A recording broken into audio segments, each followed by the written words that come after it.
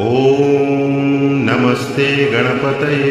त्वमेव प्रत्यक्षं तत्त्वमसि त्वमेव केवलं कर्तासि त्वमेव केवलं धर्तासि त्वमेव केवलं हर्तासि त्वमेव सर्वं खल्विदं ब्रह्मासि त्वं साक्षादात्मासि नित्यं ऋतं वच्मि सत्यं वच्मि अवत्वं माम् अववक्तारम् अवश्रोतारम्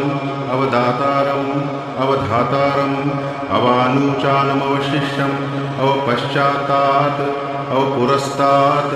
अवोत्तरात्तात् अवदक्षिणात्तात् अवचोर्ध्वात्तात् अवाधरात्तात्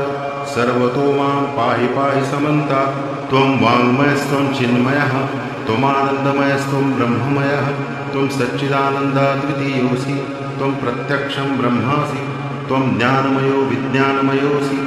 सर्वं जगदिदं त्वत्तो जायते सर्वं जगदिदं त्वत्तस्तिष्ठति सर्वं जगदिदं त्वयि लयमेष्यति सर्वं जगदिदं त्वयि प्रत्येति त्वं भूमिरापो नलो निलो नभः त्वं चत्वारि वाक्पदानि त्वं गुणत्रयातीतः त्वमवस्थात्रयातीतः त्वं देहत्रयातीतः त्वं कालत्रयातीतः त्वं मूलाधारस्थितोऽसि नित्यं त्वं शक्तित्रयात्मकः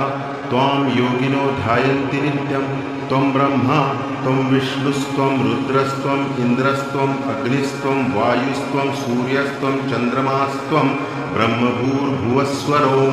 गणादिं पुरोमुच्चार्य वर्णादिं तदनन्तरम्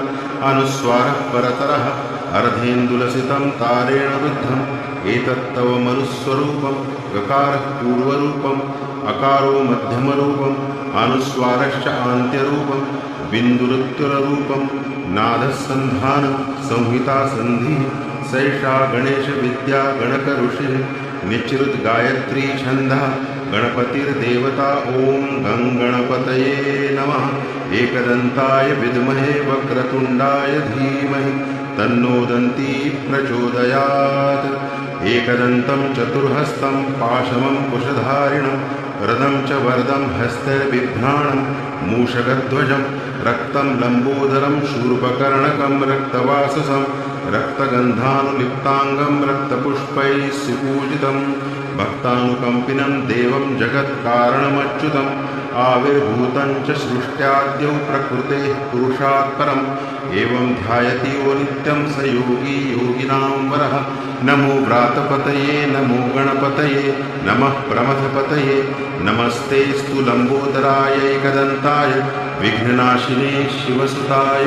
श्रीवरदमूर्तये नमः।